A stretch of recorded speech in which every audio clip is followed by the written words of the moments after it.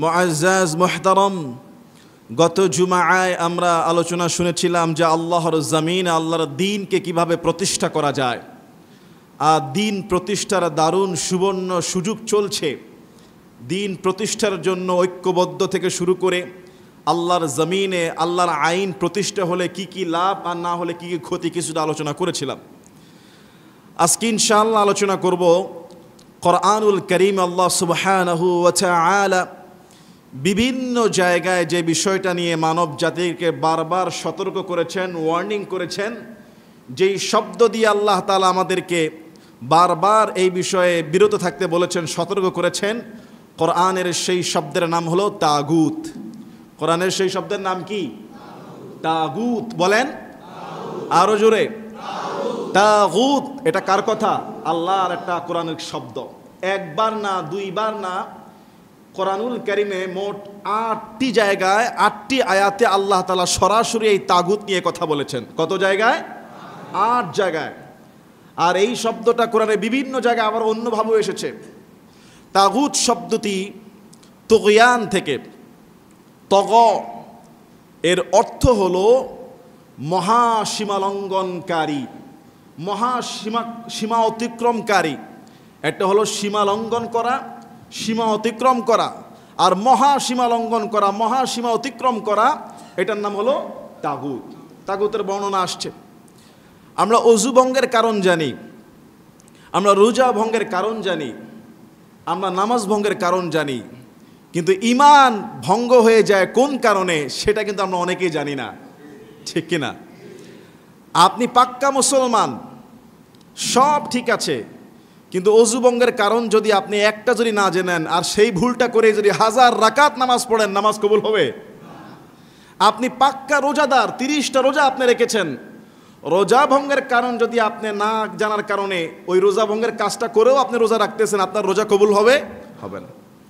মনে করেন আপনি অজু ভঙ্গের কারণ জানেন, অজু অবস্থায় বায়ু ছাড়লে অজু ভেঙে যায়, অজু অবস্থায় প্রস্রাব করলে অজু ভেঙে যায়, অজু অবস্থায় কেউ যদি গায়ের থেকে যদি কোনো জায়গায় ক্ষত হয়ে রক্ত গড়গড়িয়ে পড়ে অজু ভেঙে যায়, অজু অবস্থায় মুখ ভরে বমি করে ফেললে অজু ভেঙে যায়।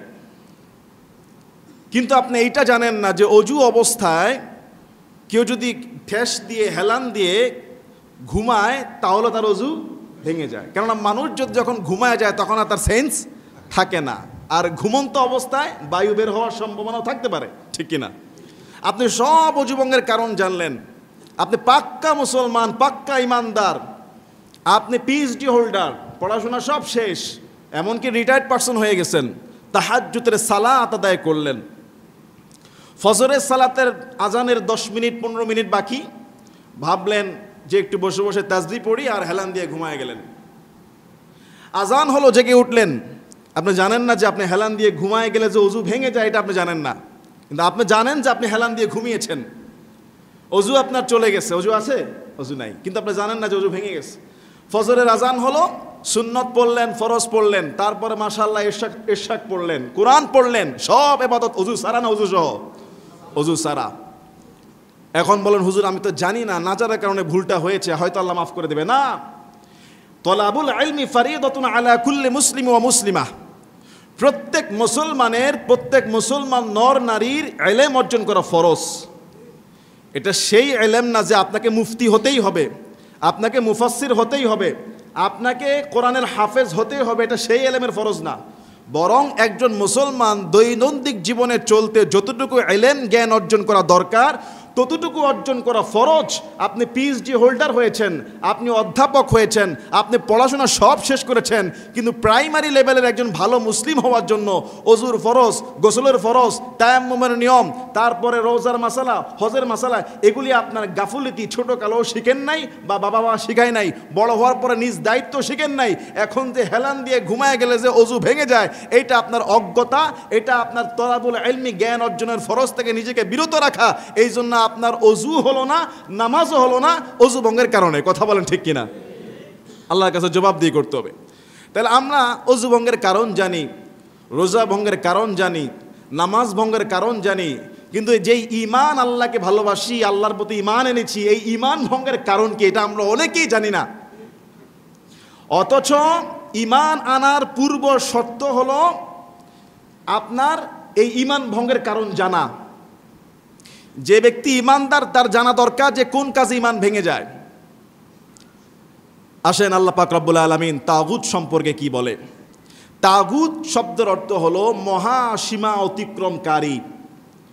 যেমন পানির একটা সীমানা আছে, পানি যখন তার সীমানার লেভেল বেড়ে উপরের দিকে চলে আসে তখন আবহাওয়া অধিদপ্তর থেকে বলা হয় সতর্ক সংকেত 3 নাম্বার, 7 নাম্বার, 10 নাম্বার, যে পানি তার বিপদ সীমা অতিক্রম করে ফেলেছে। ঠিক একটা মানুষ যখন, প্রত্যেকটা মানুষ যখন মখলুক হয়ে আল্লাহ তাআলার ইবাদত করার কথা ছিল, আর সে ব্যক্তি আল্লাহ তাআলার দাসত্ব না করে, আল্লাহ তাআলার ইবাদত না করে, মখলুক হয়ে না হয়ে সে যখন মাবুদের আসনে বসে যায়, নিজেই যখন আল্লাহর মতো নিজের পূজা, নিজের প্রশংসা, নিজের ক্ষমতার বাহাদুরি, নিজের হাতের আইনকে নিয়ে কর্তৃত্ব চালাতে চায়, যেখানে আল্লাহর ইবাদত করবে, মাবুদ রবের ইবাদত করবে, সেখানে নিজেই মাবুদ হয়ে যায়, এটার নাম হলো তাগুত। এটার নাম কি? তাগুত। আসেন আস্তে আস্তে সামনের দিকে যাই। এটার নাম হলো তাগুত। আর প্রত্যেকটা মানুষ আসলে দাসত্ব করবে কার? একমাত্র খালিক তিনি, যিনি আল্লাহ। আর সমস্ত সৃষ্টি আল্লাহর মখলুক, আর সমস্ত মখলুক একমাত্র ইবাদত করবে কার? আল্লাহ। এই স্বীকৃতি আমরা কোরআন থেকে দিচ্ছি, ইয়্যাকা না'বুদু ওয়া ইয়্যাকা নাস্তাঈন। ইয়্যাকা না'বুদু, আমরা আপনার ইবাদত করি, আপনি আমাদের মাবুদ। ওয়া আশহাদু আন্না মুহাম্মাদান আবদুহু ওয়া রাসূলুহু, আরো সাক্ষী দিচ্ছি যে মুহাম্মদ সাল্লাল্লাহু আলাইহি সাল্লাম আল্লাহর রাসূল ও বান্দা। আবদ আর বান্দা শব্দের অর্থ হলো দাস। পৃথিবীর সমস্ত নবী রাসূল এবং সমস্ত মানুষেরা আল্লাহ তাআলার দাস দাসী। রাসূল তো এইভাবে দোয়া করতেন যে হে আল্লাহ, আমি আপনার গোলামের ঘরের গোলাম, বান্দির ঘরের গোলাম, আমার পিতামাতার মাথার ঝুঁটি আপনার হাতের মুঠোয়। তো আমরা সবাই আল্লাহর গোলাম। এখন আসেন তাগুত কি জিনিস। আল্লাহ পাক রব্বুল আলামিন সূরা বাকারার মধ্যে প্রথম সবচেয়ে চমৎকার সংজ্ঞা, সূরা বাকারার 256 নম্বর আয়াত, 3 নম্বর পারার প্রথম পৃষ্ঠা। আল্লাহ বলছেন ফামান ইয়াকফুরু বিত-তাগুতি ওয়া ইউমিন বিল্লাহ। দুইটা কথা বলেছেন। 1 নম্বর বলেছেন ফামান ইয়াকফুরু বিত-তাগুত, তাগুতকে অস্বীকার করতে হবে, তাগুতকে তাকফির করতে হবে, কুফর করতে হবে। অথচ আল্লাহকে অবিশ্বাসকারী সে কাফের, কুফর। আর এখানে আল্লাহ তাআলা বলতেছেন যে আগে তাগুতকে কুফরি করতে হবে, তাগুতকে অস্বীকার করতে হবে। প্রথম বললেন যে ফামান ইয়াকফুরু বিত-তাগুত, তাগুতকে অস্বীকার করো।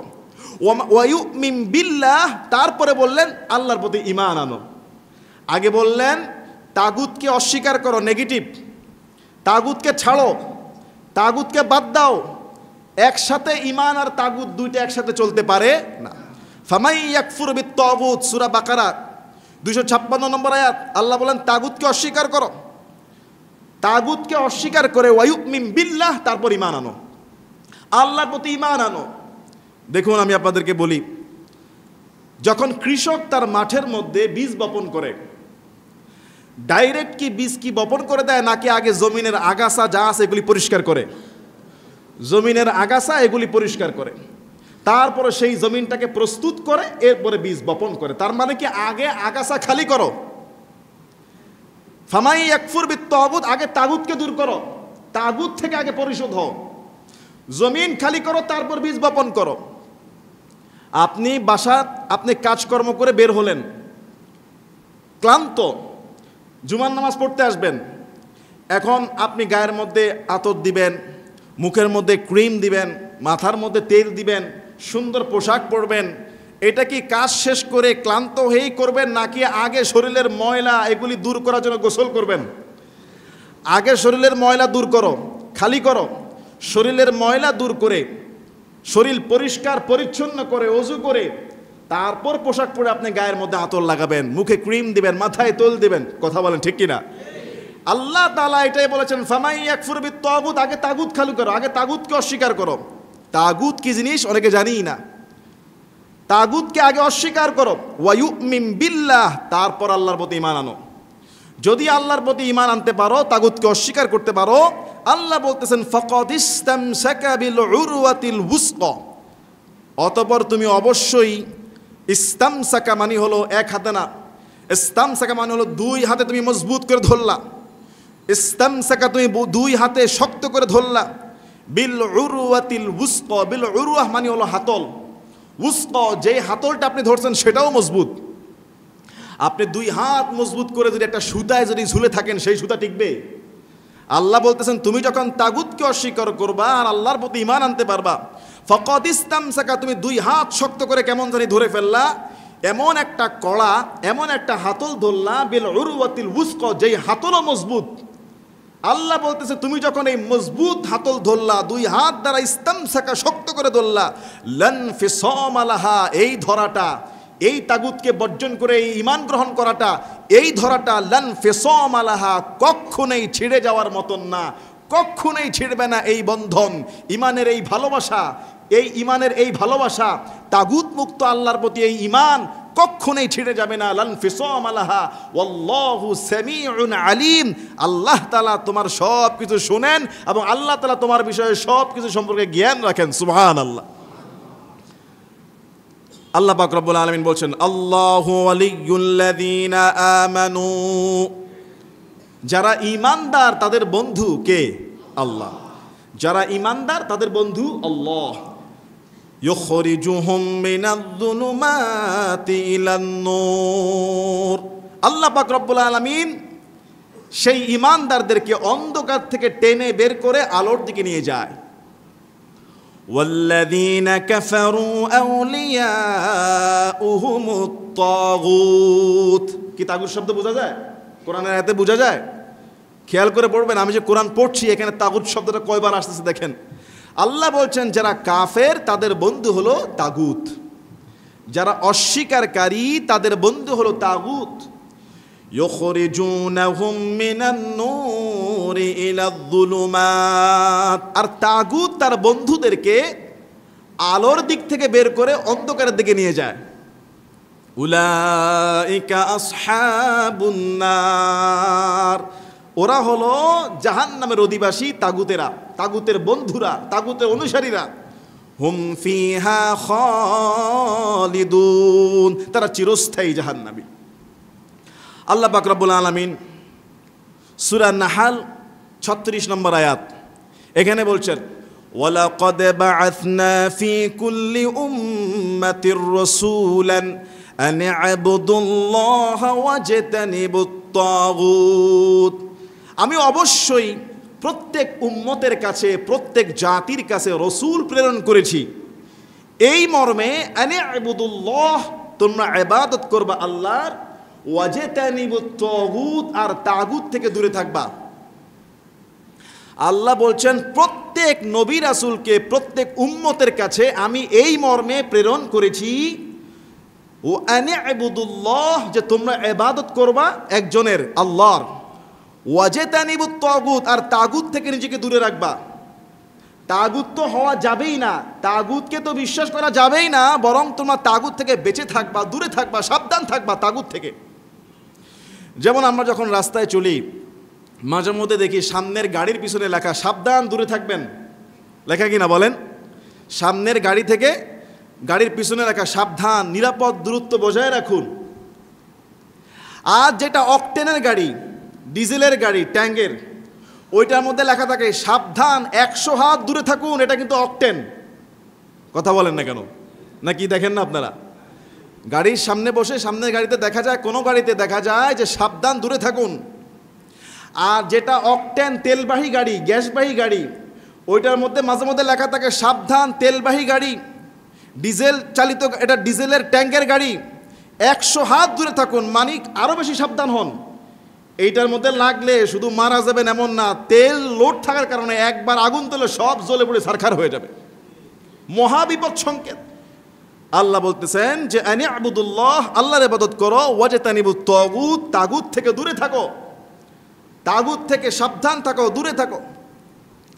আমরা যখন ঈমান আনি, কালেমা পড়ি লা ইলাহা ইল্লাল্লাহ, এই যে লা ইলাহা ইল্লাল্লাহ অর্থটা কি? প্রথমেই আল্লাহ শুরু করেছেন লা ইলাহা, কোনো ইলাহ নাই। প্রথমে কি? নেগেটিভ, কোনো মাবুদ নাই, কোনো ইবাদত করার যোগ্য কেউ নাই, লা ইলাহা। প্রথমেই কি? খালি, কোনো ইলাহ নাই, ইল্লাল্লাহ, তবে একজন ছাড়া, তিনি কে? আল্লাহ। দেখেন আল্লাহ ঠিক কোরআনও সেইভাবে শুরু করছেন, ফামাই ইয়াকফুর বিত-তাগুত, তাগুতকে অস্বীকার করো, ওয়া ইউমিন বিল্লাহ, আল্লাহর প্রতি ঈমান আনো, লা ইলাহা, কোনো ইলাহ নাই, কোনো মাবুদ নাই, ইল্লাল্লাহ, আল্লাহ ছাড়া। মুসলমান ইমানদার, আমাদের সমাজে রন্ধ্রে রন্ধ্রে রন্ধ্রে রন্ধ্রে তাগুত রয়েছে, তগা সীমা অতিক্রমকারী রয়েছে, সীমা লঙ্ঘনে ভরপুর রয়েছে। বিভিন্নভাবে আল্লাহকে বাদ দিয়ে গায়রুল্লাহর ইবাদত করা হয়, আল্লাহকে বাদ দিয়ে অন্য কিছুর মনোতুষ্টি অর্জন করা হয়। চট্টগ্রামে একজন বুজুর্গ আসছিলেন, বাইজিদ বুস্তামি রাহিমাহুল্লাহ। কোনো এক জায়গায় তিনি আসছেন, বসছেন, ছিলেন না, চলে গেছেন। ওই জায়গাটা মাজার হয়ে গেছে, এবং ওই জায়গায় শুনেছি যে কচ্ছপ, এদেরকে খাবার দেওয়া হয়। এদেরকে খাবার দেওয়ার পরে কচ্ছপ যদি তার খাবার না খায়, তার মনের মধ্যে ব্যথা লেগে যায়, হায় হায়, কচ্ছপ মনে আমার প্রতি সন্তুষ্ট না। কি নজির আছে না নাই?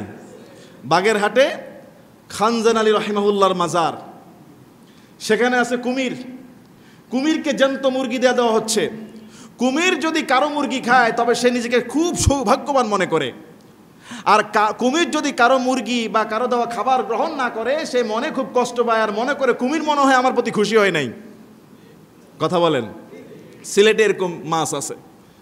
তাগুত, তাগুতের কোনো কোনো শব্দের মধ্যে এসেছে যে তাগুত অর্থ হলো জাদুকর, তাগুত অর্থ গণক, তাগুত অর্থ ভবিষ্যতের সংবাদ যে দিয়ে দেয়। বলা হয় যে ওই হুজুর ভবিষ্যতের সব খবর বলে দেয়। আর সেই হুজুর যখন শুনে যে আমাকে মানুষ মনে করে যে আমি ভবিষ্যতের সব সংবাদ বলতে পারি, সেই হুজুরও খুশি। ওই হুজুর হলো তাগুত। যেই পীর বলে তোমার ভবিষ্যৎ বর্তমান আমি দেখলে সব বলে দিতে পারবো, যেই গণক, যেই সুফি বলে যে তোমার চেহারা দেখলে, তোমার হাত দেখলে তোমার সামনে কি ঘটবে, অতীতে কি ঘটেছে সব বলে দিতে পারি, ওই লোকটা হলো তাগুত। ওই লোকটা কি?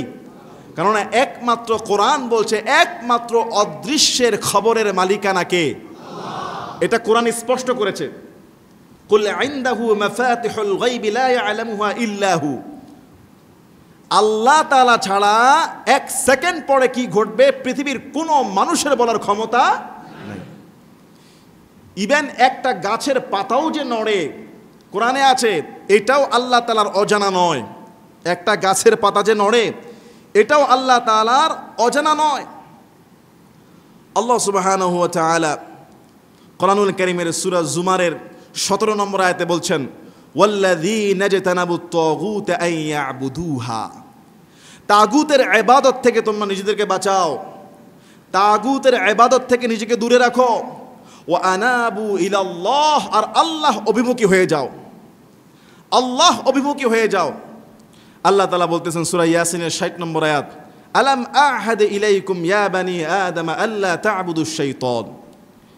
আলাম আহাদ ইলাইকুম, আমি কি তোমাদেরকে নির্দেশ দেই নাই? ইয়া বানি আদম, হে বনি আদমের সন্তানেরা, হে আদম আলাইহিস সালাতু ওয়াস সালামের সন্তানেরা, আমি কি তোমাদেরকে নির্দেশ দেই নাই? আল্লাহ তা'বুদুশ শাইতান, শয়তানের ইবাদত করো না। সমস্ত তাগুতের রাজা হলো শয়তান। শয়তানের কিন্তু নিজস্ব কোনো তৈরি করা ধর্ম নাই, মতবাদ নাই। আল্লাহ বিরোধী কোনো ফর্মুলা কিন্তু শয়তান আমাদের প্রকাশের সামনে দেয় না। বরং শয়তানের অনুসারী তাগুতেরা যেই ফর্মুলা দেয়, তাগুতরা যেই মতবাদ প্রচার করে, যেই মতবাদ চালু করে, আল্লাহ তাআলার হুকুমের বাইরে, শরীয়তের বিরুদ্ধে, আল্লাহ তাআলার বিরুদ্ধে যেই সমস্ত তাগুত আইন প্রণয়ন করে, এগুলিকে সব শয়তানের ইবাদত, শয়তানের কার্যকলাপ বলা হয়েছে। আল্লাহ বলতেছেন আল্লাহ তা'বুদুশ শাইতান, আমি কি তোমাদেরকে বলি নাই যে শয়তানের ইবাদত করবা না? আল্লাহ সুবহানাহু ওয়া তাআলা সূরা নিসার 51 নম্বর আয়াতে বলতেছেন, আলাম তারা ইলাল্লাযীনা উতু নাসীবাম মিনাল কিতাব। ও নবী, আপনি কি দেখেন নাই যাদেরকে আমি কিতাব দিয়েছি, আল্লাহর আসমানি কিতাব দিয়েছি, ইউমিনুনা বিল জিবিতি ওয়াত তাগুত, আল্লাহ তাআলার কিতাব পাওয়ার পরেও, কিতাবের উপরে বিশ্বাস করার পরেও এরা জিবত এবং তাগুত এই দুটার প্রতি বিশ্বাস করে। এটা কোন নবীর উম্মত? ঈসা আলাইহিস সালামের উম্মত। ইহুদিদেরকে বা তাওরাত মুসা আলাইহিস সালামের উম্মত ইহুদিদেরকে আল্লাহ তাআলা কিতাব দিয়েছে। এই কিতাব পাওয়ার পরেও এরা তাগুতকে বিশ্বাস করে, জিবতকে বিশ্বাস করে। জিবত বলা হচ্ছে কোন কোন মুফাসসির বলেন জাদুকর, তাগুত বলেছে গণক। এক কথায় আল্লাহকে বাদ দিয়ে দ্বিতীয় কাউকে মাবুদ মনে করা, আল্লাহকে বাদ দিয়ে দ্বিতীয় কাউকে ভবিষ্যৎ বলে দেওয়ার ক্ষমতাধর মনে করা, আল্লাহকে বাদ দিয়ে মানব রচিত কোনো আইনকে বিশ্বাস করা, আল্লাহকে বাদ দিয়ে কোরআন হাদিসের বিধানের উল্টাটাকে বিশ্বাস করা, সেটাকে প্রমোট করা তাগুতি কাজ। একবারে স্পষ্ট, তাগুত কোরআনে খুবই স্পষ্ট। আর এই তাগুত সম্পর্কে আলোচনা করতেও বহু মানুষ ভয় পায়, পেয়েছে। আল্লাহ যে কিতাব নাজিল করেছে, এই কিতাবের উপর ঈমান আনলাম। ওয়ামা উনজিলা মিন ক্বাবলিক, আপনার পূর্বে যত নবী রাসূলদের উপরে আসমানি যত কিতাব নাজিল হয়েছে সমস্ত কিতাবের উপর নাজিল আমরা ঈমান আনলাম।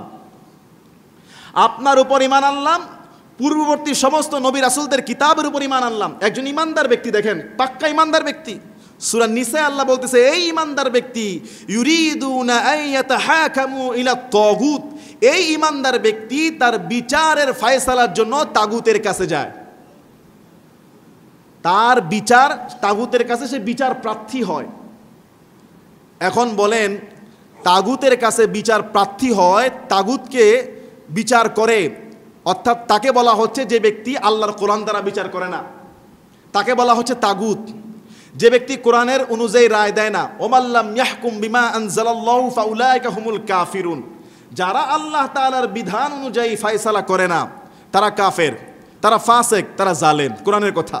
আর আল্লাহ তাআলা বলছেন একজন ঈমানদার তাগুতের কাছে বিচার প্রার্থী হয়।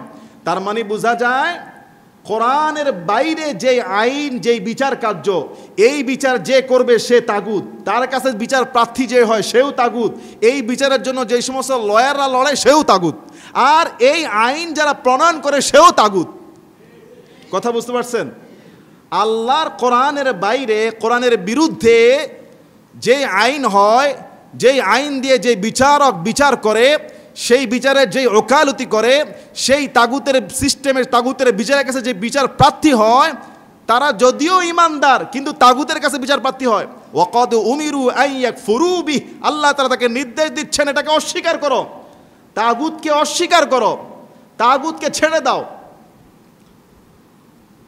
আল্লাহ সুবহানাহু ওয়া তাআলা কোরআনুল কারীমের মধ্যে বলছেন মদ হারাম, নেশাগ্রস্ত। আর আমাদের দেশের আইন হলো লাইসেন্স থাকলে মদ বৈধ। কোরআনের সাথে কি এটা কিছুটা মিল নাকি পুরা একবারেই 390 ডিগ্রি অ্যাঙ্গেলে বিপরীত? হ্যাঁ, আল্লাহর কোরআন বলছে মদ হারাম, আর বাংলাদেশের আইন বলছে লাইসেন্স থাকলে মদ কেনা বেচা খাওয়া হালাল। কোরআন বলছে জেনা ব্যভিচার হারাম, আর বাংলাদেশের আইন বলছে লাইসেন্স থাকলে তাকে আর ব্যভিচারী বলা যাবে না, এটাও জায়েজ, এটাও হালাল, সে হলো যৌন কর্মী। নাউজুবিল্লাহ বলে না? এটা কি আমাদের দেশে আইন আছে না নাই? আল্লাহর কোরআন বলছে চুরি করলে হাত কেটে দাও, আস-সারিকু ওয়াস-সারিকাতু, ছেলে হোক মেয়ে হোক। বাংলাদেশের আইন বলছে না, চুরি করলে হাত কাটা যাবে না। আল্লাহর কোরআন বলছে জেনা করলে, অবিবাহিত হলে 100 বেত্রাঘাত, বিবাহিত হলে পাথর মেরে কোমর পর্যন্ত মাটিতে গেড়ে হত্যা করতে হবে, পাথর মেরে তার গোশত মগজ উড়ায় দিতে হবে।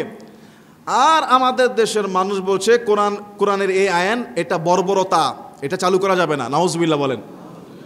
অনেকে বলেন এই যুগে কোরআনের আইন চলে না, নাউজুবিল্লাহ বলবেন না? কোরআন দে এখন এটা চলে না, তাহলে সরাসরি আল্লাহ তাআলার বিধানের বিপরীত, সরাসরি আল্লাহ তাআলা আইনের পুরা বিপরীত, এটার নামই হলো তাগুত। এটার নাম কি? এই তাগুত যে রচনা করে, এই তাগুত রচনায় যে সহযোগিতা করে, এই তাগুতি কাজ দিয়ে যে ফয়সালা করে, এই তাগুতি কাজে যে ফয়সালা চায়, এই তাগুতি কাজে যে সহযোগিতা করে, তারা সবাই তাগুত। আর এই তাগুতি লেশ মাত্র যার ভিতরে থাকবে, তাগুতি ভালোবাসা মহব্বত যার ভিতরে থাকবে, সঙ্গে সঙ্গে তার ঈমান থেকে ঈমান ভঙ্গের কারণ হয়ে যাবে, ঈমান থেকে সে খারেজ হয়ে যাবে। ঠিক কিনা বলেন? এটা আমার কথা না, সূরা নিসার 60 নম্বর আয়াত। আল্লাহ সুবহানাহু ওয়া তাআলা তিনি বলছেন, আল্লাযীনা আমানু ইউকাতিলুনা ফি সাবিলিল্লাহ, সূরা নিসা আয়াত নাম্বার 76। আল্লাহ তাআলা বলতেছেন, হে ঈমানদাররা, তোমরা আল্লাহর পথে, আল্লাহর রাস্তায় যুদ্ধ করো, আল্লাহর রাস্তায় আল্লাহর দ্বীনকে কায়েম করার জন্য জিহাদ করো। ওয়াল্লাযীনা কাফারু ইউকাতিলুনা ফি সাবিলিত তাগুত, আর যারা কাফের এরা তাগুতের পথে যুদ্ধ করে।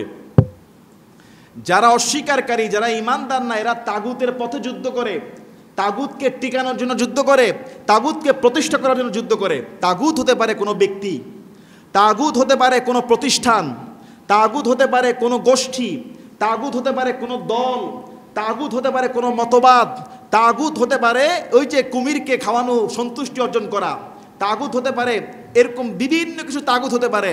আর সেই তাগুতকে টিকানোর জন্য, সেই তাগুতকে লড়ানোর জন্য এক শ্রেণীর কাফের অবিশ্বাসকারীরা মাঠে যুদ্ধ করে। সূরা ৭৬, সূরা নিসার ৭৬ নম্বর আয়াত। দলিল কার? আল্লাহ।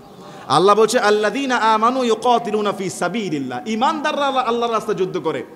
ওয়াল্লাযীনা কাফারু ইউকাতিলুনা ফি সাবিলিত তাগুত, যারা কাফের তারা তাগুতের পথে যুদ্ধ করে। কি আছে না নাই? যারা কাফের তারা তাগুতের পথে যুদ্ধ করে। বলে অমুক ভাইয়ের চরিত্র ফুলের মতো পবিত্র, নামাজ পড়ে না এক ওয়াক্ত। আপনি যেই ভাইকে বললেন যে অমুক ভাইয়ের চরিত্র ফুলের মতো পবিত্র, নামাজ পড়ে না এক ওয়াক্ত, তাহলে কি তাগুতের পক্ষে না বিপক্ষে আপনি? যারা এরকম স্লোগান দিবে। এক নেতা ওযু করতেছে, বিশাল নেতা ওযু করতেছে, আর মানুষের দিকে তাকাইতেছে। আরেকজন দেখছে, দেখার পরে বলে, কি ব্যাপার আপনি ওযু করতেছেন, কুলির পানি কি করতেছেন? কুলির পানি খেয়ে ফেলতেছি। বলা হলো দোয়ায়ে কুনুত কোন নামাজে পড়া হয়? বলে হুজুর জানাজার নামাজে পড়ে। তো হুজুর বলছে যে তোর বাপ মারা গেলে তোর বাপের জানাজায় দোয়ায়ে কুনুত পড়িস। হুজুর বাপ আগেই মারা গেছে। মুসলমান ঈমানদার কোনো ব্যক্তি, কোনো গোষ্ঠী, কোনো দল, কোনো মতবাদ, কোনো আইন যখন আল্লাহ তাআলার কোরআনের বিরুদ্ধে চলে যায়, সেটার পক্ষে, সেটার জন্য যদি আপনি সংগ্রাম করেন, মিছিল করেন, মিটিং করেন, পোস্টারিং করেন, অর্থায়ন করেন, তাকে প্রমোট করেন, আপনিও আল্লাহ তাআলার কোরআনের আয়াত অনুযায়ী তাগুতের কাতারে শামিল। আমাকে বলতে পারেন, হুজুর আপনি তাগুত দেখেছেন? তাগুতের কথা কোরআনে পড়েছি, ইযহাব ইলা ফিরআউনা ইন্নাহু তাগা। আল্লাহ কোরআনে বলছে, হে মুসা, ফেরাউন বড় সীমালঙ্ঘনকারী হয়ে গেছে, তার কাছে যাও। কি সীমালঙ্ঘনকারী? সূরা নাজিআতে আল্লাহ বলছেন, ফাহাশারা ফানাদা। ফেরাউন সবাইকে একত্রিত করলো, সবাইকে একত্রিত করে বলতেছে ফাহাশারা ফানাদা, আর ঘোষণা দিল, ফাকালা আনা রাব্বুকুমুল আ'লা, আমি তোমাদের রব। নাউজুবিল্লাহ বলেন। সূরা শুআরা 29 নম্বর আয়াত।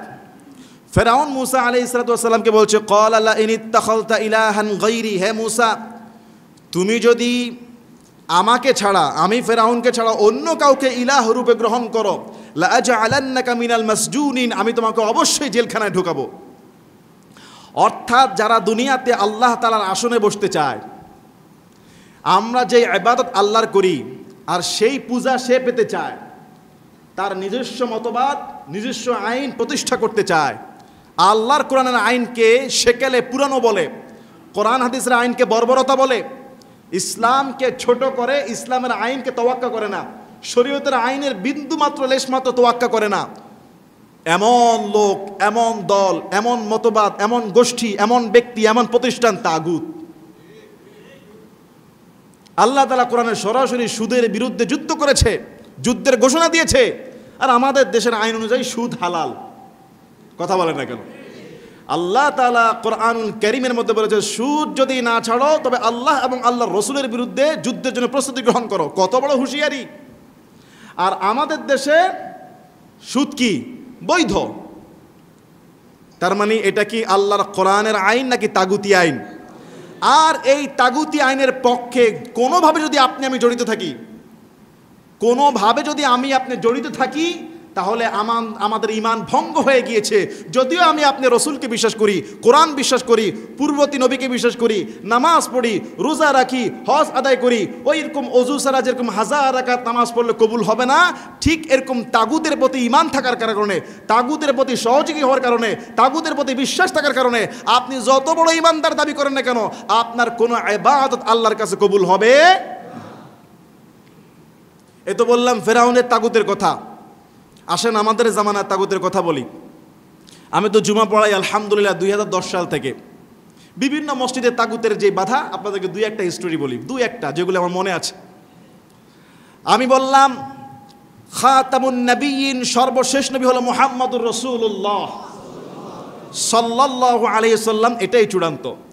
মুহাম্মদ সাল্লাল্লাহু আলাইহি ওয়াসাল্লাম পর আর কোনো নবী হতে পারে। আমি কোনো এক মসজিদের কোনো এক জুমার বয়ানে স্পষ্ট বললাম, মুহাম্মদ সাল্লাল্লাহু আলাইহি ওয়াসাল্লামের পরেও আরেকটা দল আরেকজনকে নবী বানায়, নবী বিশ্বাস করে, সেই মতবাদের নাম হলো কাদিয়ানি। ওই বছর পঞ্চগড়ে কাদিয়ানিদের ইজতেমা। আমি জুমার মিম্বার থেকে স্পষ্ট বললাম, কাদিয়ানিদেরকে নিষিদ্ধ করতে হবে, পঞ্চগড়ের ইজতেমা বন্ধ করে দিতে হবে, নবীর পরে নবী নাই, যারা এটা বলবে তাদের বিরুদ্ধে আইন অনুযায়ী ব্যবস্থা গ্রহণ করতে হবে। প্রত্যেক মুসল্লির আওয়াজ তুললেন, অবশ্যই ঠিক। পরের জুমায় মিম্বার বসার আগেই কোনো এক সন্ত্রাসী গোষ্ঠীর বিশাল সভাপতি আমাকে থ্রেট করলেন যে কাদিয়ানিদের বিরুদ্ধে বলা যাবে না। একজন মুসল্লি, একজন নামাজি, একজন পয়সাওয়ালা, একজন হাজি, যে কোনো একটা মতবাদের সে প্রধান, সে আমাকে স্পষ্ট নিষেধ করলো কাদিয়ানিদের বিরুদ্ধে বলা যাবে না। তার মানে সে হলো তাগুতের রাজা, ঠিক কিনা? এরাই সমাজের তাগুত, যারা কোরআনের পক্ষে কথা শুনলে সহ্য করতে পারে না, ইসলামের পক্ষে কথা বললে যারা কাউন্টার দেয়, এরাই হলো মুসল্লি বেশে প্রধান তাগুত। কথা বলেন না কেন? এক নাম্বার। দুই নাম্বারে যখনই আমি যেখানে সুযোগ হয়েছে মিম্বার থেকে বলেছি, আমাদের পাঠ্যপুস্তক শিক্ষাঙ্গনে সমকামিতার, ট্রান্সজেন্ডার সরাসরি ইসলাম বিরোধী, কোরআন বিরোধী, হাদিস বিরোধী।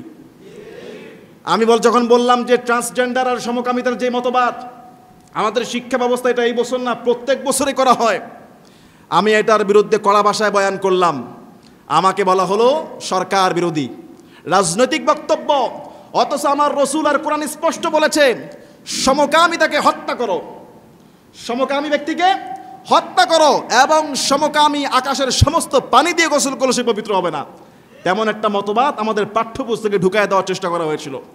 ট্রান্সজেন্ডার মতবাদ, ছেলে থেকে মেয়ে, মেয়ে থেকে ছেলে, এমন মতবাদের বিরুদ্ধে যখন আমি কথা বলেছি, আমার বিরুদ্ধে থ্রেট এসেছে।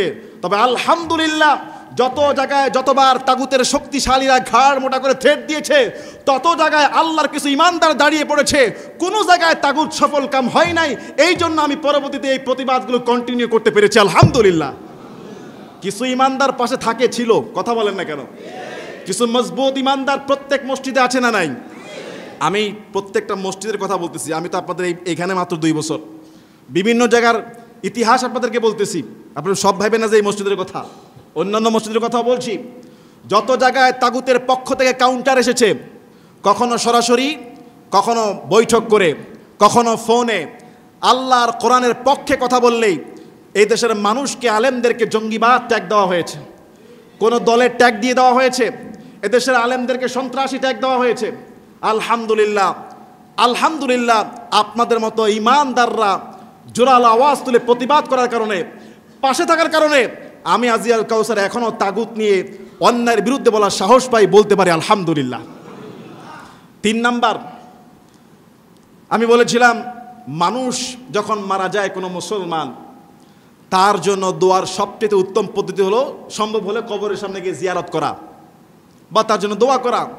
কিন্তু তার নামে কোনো পিলার করা, তার নামে কোনো স্তম্ভ করা, তার রুহের মাগফিরাতের জন্য তার ছবি এঁকে তার উপরে ফুল দেওয়া, নীরবতা পালন করা সম্পূর্ণ ইসলাম বিরোধী কাজ। একদল তাগুত আমার বিরুদ্ধে বসলো। সেই মিটিংয়ে তাগুতের বিরুদ্ধে আল্লাহ তাআলা আরো 10 জন সেনা দাঁড়া করা দিলেন যে খতিব সাহেবের বক্তব্য কোরআন থেকে, সেটা কিসের বিরুদ্ধে গেল, কার বিরুদ্ধে গেল, কোন দলের মতাদর্শের বিরুদ্ধে গেল, সেটা দেখার বিষয় নয়। আল্লাহর কোরআন থেকে বক্তব্য এইভাবে চলবে, মিটিং ভঙ্গ হয়ে গেল আলহামদুলিল্লাহ বলেন। তাগুতের বিরুদ্ধে বক্তব্য দিয়েছিলাম, ফিলিস্তিনের পক্ষে আমি কথা বলেছিলাম, মজলুমদের পক্ষে কথা বলেছিলাম, ফিলিস্তিনের পক্ষে রাজপথে একটা স্লোগান তুলব, তাগুত কাউন্টার দিল, পুলিশ দেখায় দিল অনুমতি লাগবে। আমি বললাম আল্লাহর জমিনে মজলুমদের পক্ষে দাঁড়ানোর জন্য পুলিশের অনুমতি দরকার নাই, এই কোরআন ১৫০০ বছর আগে অনুমতি দিয়ে দিয়েছে, ঠিক কিনা বলেন? সেই তাগুত ঢাকা শহরের কোনো বড় নেতা বাদ রাখে নাই, শুধু ফিলিস্তিনের পক্ষে কথা বলার জন্য। আজকে আলহামদুলিল্লাহ তৌহিদি জনতা আছে, তাগুত ভেঙে গেছে।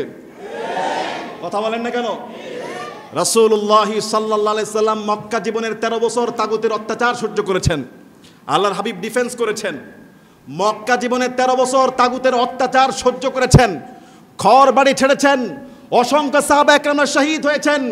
কিন্তু মদিনা জীবনে যখন রসুল ঢুকলেন 10 বছরের জিন্দেগি, তাগুত যেখানেই কাউন্টারে দিয়েছে, যেখানে বাধা দিয়েছে, যেখান থেকেই বাধা এসেছে, মক্কা থেকে, তারপর কেসরা থেকে, বিভিন্ন অঞ্চল থেকে, যেখান থেকে বাধা এসেছে, রাসূল সাল্লাল্লাহু আলাইহি ওয়াসাল্লাম মদিনার শেষ 10 বছর এমন শায়েস্তা করেছেন জিহাদের মাধ্যমে, এমন জবাব দিয়েছেন, বিনা যুদ্ধে বিনা রক্তপাতে আল্লাহ সুবহানাহু ওয়া তাআলা মক্কাকে বিজয় করে দিয়েছিলেন। সুবহানাল্লাহ।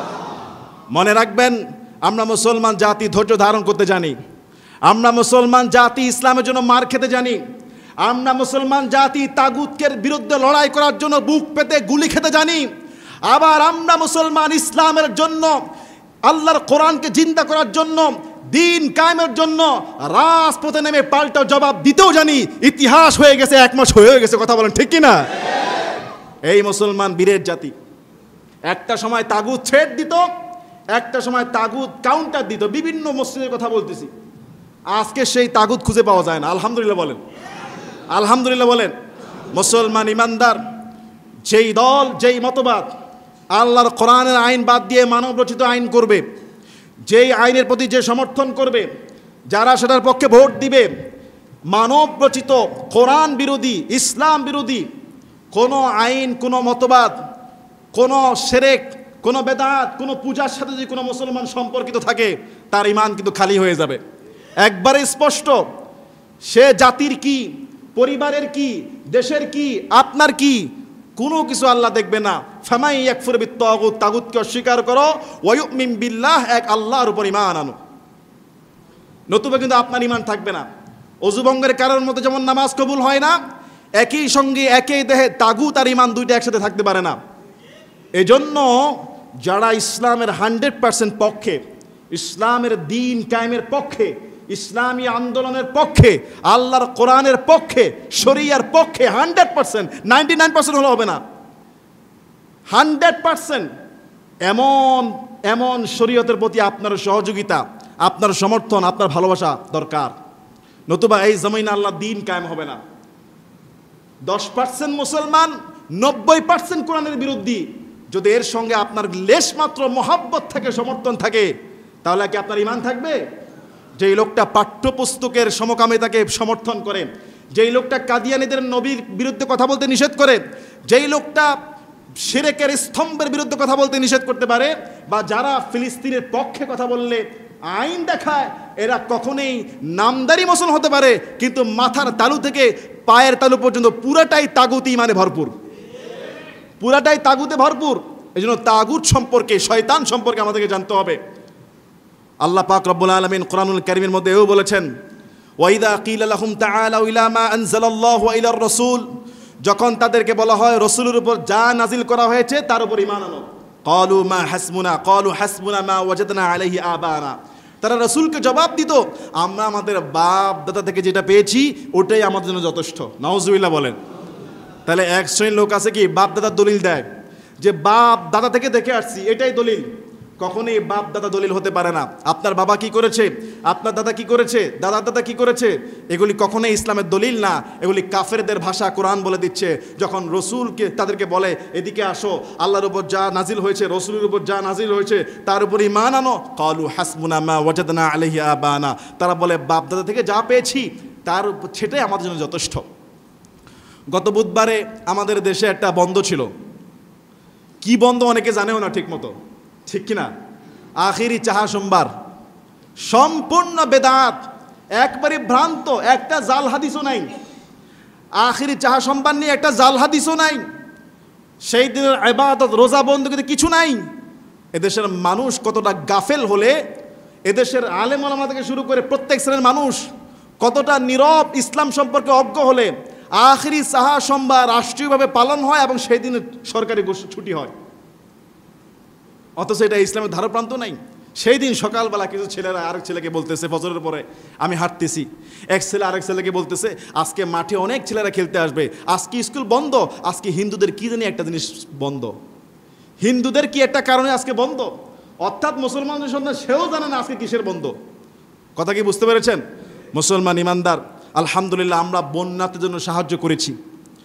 আমাদের মসজিদ থেকে এই বছর আপনারা যে একটা সোসাইটি কাজ করেছেন, শুধু ওই জুমায় প্রায় 3 লক্ষ টাকা উঠেছিল, আলহামদুলিল্লাহ। টোটাল টোলার বাগ থেকে এই যে বন্যাত্ম সাহায্যের জন্য প্রায় 5 লক্ষ টাকা উঠছে, আলহামদুলিল্লাহ বলেন।